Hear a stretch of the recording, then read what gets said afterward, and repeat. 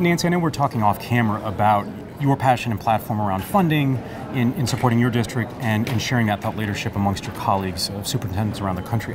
I'm particularly interested in how we are now starting to see very smart integration of corporate America, the private sector, in helping to offset budget shortfalls with districts around the country in a way that we haven't really seen in years or decades past. How do you look at that? I would say that we need to start with the equitable and adequate funding. That has to be essential for all of our kids, regardless of the zip code that they live in. Illinois' funding is really based on local tax dollars, and there's a huge disparity.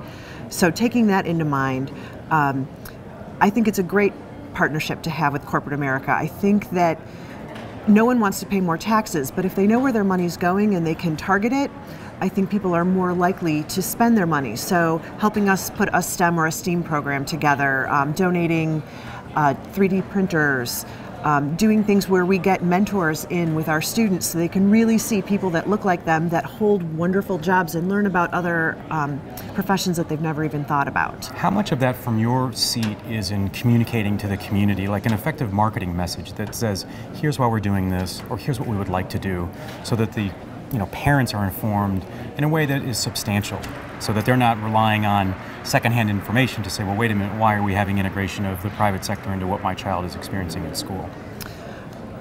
I would say that it is important to keep that message, but when I look at a community like mine, where so much of the funding is really on the backs of our homeowners, they would welcome that.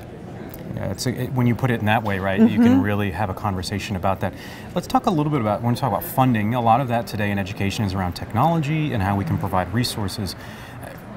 Do you agree with me that we are doing a better job of understanding that not all technology can service K through 12, and that we can make more thoughtful, informed decisions around technology that supports the high school student or community, supports K to 8? How are you looking at ways in which to not only personalize the learning for the student, but also in the way in which you look at the technology purchases and then dissemination of that technology? I think there was a time where we were really excited about whatever was new and flashy and, look, it sparkles, we want it. And I think we've moved forward with, what do our kids need and what's the best way to give that to them? And so currently we don't have a one-to-one model, and although it would make things more convenient, my teachers have done amazing things with a cart of Chromebooks where they're in the hall and they share them, and there are 3 that go in this room during this period and the other 27 go into a different classroom, and then another time a day where they're all gone, but there are 5 in each of the classrooms. So I think we thought we knew what we needed, and as you move farther along and get more used to using technology, you realize there are some things that are great with technology and some things that face-to-face interaction, it's just, you need a different tool. Are you finding that since we're shifting from a student model or experience of consuming knowledge, right, and curriculum to creating at the student level, that's impacting some of these decisions and the way in which you also support teachers in their own professional learning, since students are really taking ownership of it? I do think so. Right now we have a digital media lab at my middle school, and it has just exploded. And just like our cameraman behind the scenes, the kids stand there with those big reflective screens and with the microphones, and when you watch them, they are super serious and they want everything to be perfect. They're making sure that they're using great vocabulary when they're writing their scripts. It's making it so that it's real and that it's going to be consumed by not just their teacher.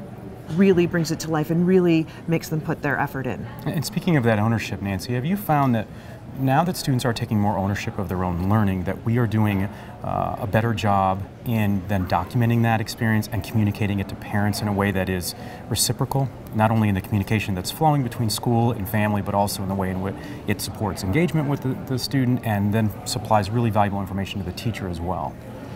I think that move to standards-based learning and reporting, so that I got a B in my science class, really doesn't have a great meaning.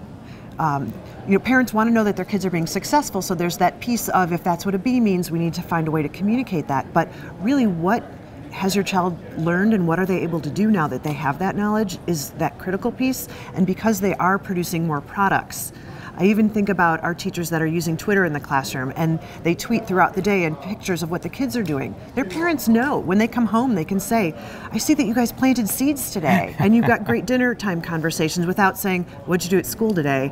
I don't know. Yeah, nothing, yeah. Speaking of that, how has that changed your role as superintendent when you think about how there's no static position in education anymore? I mean, it's every day is changing, and I know we're not in general comfortable with change just as human beings, but how have you become comfortable knowing that every day is going to be different and that even your own learning curve around technology and purchasing decisions, if it's static, you're going to sort of lose ground? I think maybe it's from starting in the classroom as a teacher. No day is ever the same. It's always anything can happen day. And that's part of what I love about education. Because it's kids, you never know what you're going to get that day. Your kids that needed an extra pat on the back yesterday are your ones that are given a pat on the back to somebody else the next day. So, your lesson that you planned and thought was perfect bombs, and then there's another one where it goes better than you ever imagined. So I think that change is just a part of education.